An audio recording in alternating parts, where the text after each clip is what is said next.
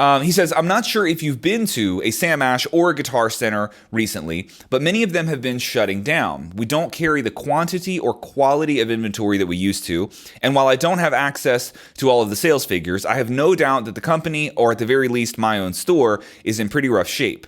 My question is, what is the future of retail music stores? Do you see any surviving? Will there be any music stores or drum shops in 5, 10, or 20 plus years into the future? This is a brutal question. It's a really brutal one. And I've put a fair amount of thought into this question before because he said he worked at Sam Ash, is that right? Sam Ash is where this guy works. And man, I've been into a Sam Ash recently and a Guitar Center recently, like within the last 2 to 3 months. And I'd say I make my way to a Guitar Center or a Sam Ash anywhere from like, I don't know, 4 to 10 times a year. Like if I, little quick things that I need. And man, I have seen that progression you're talking about, like regression would be a better word. Like they're consistently in rougher and rougher shape. Let's specifically talk about Guitar Center for a minute though, because Guitar Center has been bailed out. I believe they're on time number 6 or number 7. Somebody in the comments can correct me on that. But what they have is like an angel investor, somebody that comes in with a huge amount of money and says your debt to income ratio is so bad that you just need like a cash infusion. We're just going to give you like several $1,000,000 and try and fix everything. So that has happened over and over and over and over, and it has always failed. Guitar Center finds themselves in a really, really rough financial position over and over. And you have to imagine that the internet is the number one thing that has caused a lot of their struggles, right? I mean, online education, first of all, is a huge, huge part of that. It has definitely taken away from their ability to have lessons. I don't know anyone who takes lessons at a Guitar Center. I don't even know if Guitar Center still offers that necessarily anymore, but obviously you're in direct competition with sites like OrlandoDrummer.com and all of the other online education sites that are out there.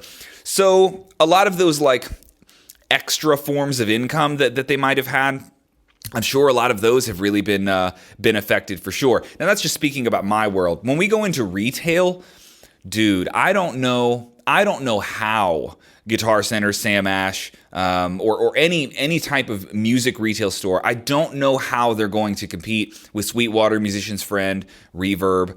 Long term, I do not see them surviving. I just don't. But that is not at all me picking on Guitar Center or Sam Ash as individual companies, because this happens to all sorts of industries. And I want you to think back 10 years ago or 15 years ago, early internet days, which is weird to say, but, think about when things began going online. That one of the first big things was Amazon was selling books, right? You could get books online. You could get the ebook. I remember that was a hot word for a few years before it became totally normal. But the idea that you would order a book online instead of going to a Borders or a Books A Million or a Barnes & Noble or your local bookstore or a library, right? People used to think that if you can't touch the pages and you can't feel the paper and you can't get a coffee and go crack the book open and really see what it's all about, if you can't do that, very few people are going to order books online. It's really just going to be like a niche market. And they were proven completely wrong. Turns out like 99% of people really don't care about going to the bookstore. They would rather just get the book that they want and have someone bring it to their front door for the same amount of money, if not even less money, right? Despite people saying that the book industry, the in-person like book retail, that would never be affected, it definitely was. And in a couple of years, all of them started shutting down. I can't remember the last time I saw an open Borders or Barnes & Noble or Books A Million. Like all of them shut down. They're all gone. And you can do this industry by industry by industry. So another good example is mattresses. You say, well, who's going to buy a mattress they can't sleep on? Who's ever going to do that? Thinking back 10 years ago, I definitely would have said that, right? The internet can't really compete with that because you got to go lay on the mattress. But then 2-hour YouTube reviews start coming out of every mattress that's ever existed. So you can get an in-depth, detailed breakdown of like every mattress that's on the market. There's full comparison videos of this brand, make, and model versus this brand, make, and model if you have this type of back pain and if you like to sleep in this position, right? So the learning curve becomes a lot easier to deal with. You can figure out all this stuff just sitting on your couch, on your phone, or with a computer.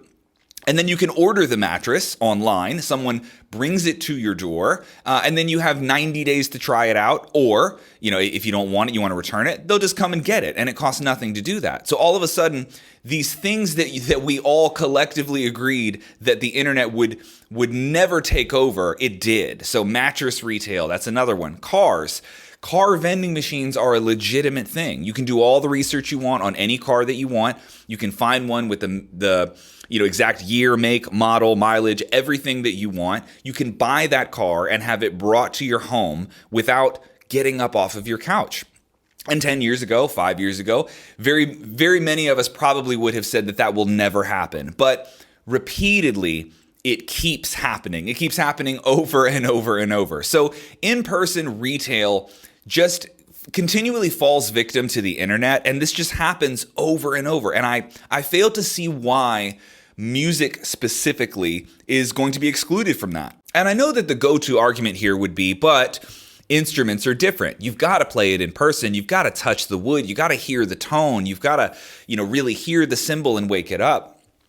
I don't think that's going to hold up for very long. I really don't. A great example of a company who has, really thought this through is Memphis Drum Shop, which is, mycymbal.com. Memphis Drum Shop and mycymbal.com are one and the same. And all of the mycymbal.com videos are filmed within Memphis Drum Shop. They have a studio in the back there. I've done that gig a couple times. And of course, it's the idea that you're still able to shop online, but now you're picking out the individual cymbal, not just one that was plucked off of a warehouse shelf somewhere. Because when you get into, like, let's say Meinl Byzance, for example, there are subtle differences between each individual cymbal, even if they're all the same size and make or the same model of cymbal. There are differences between them, so it is helpful to be able to hear the exact one that you're getting.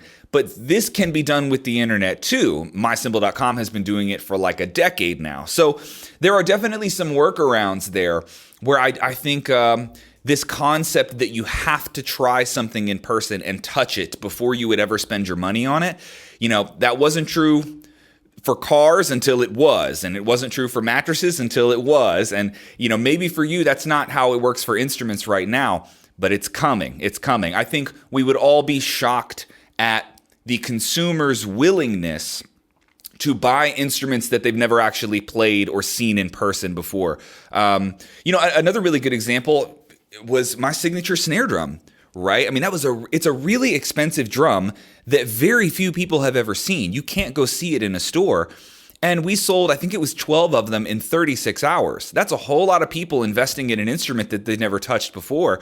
And it's the power of the internet in a lot of ways, or at least that should serve as some evidence that people really don't need to go to the music store to find out exactly what they love, especially not when shipping gets faster and free, return policies become a lot more generous, and the ability to learn about the product through mediums like YouTube or Facebook or Instagram, when that gets facilitated, all of a sudden, like, why would I go to the store, right? So, the future of music retail, I do have one thought about this, and I would love to know what you guys think in the comments about this.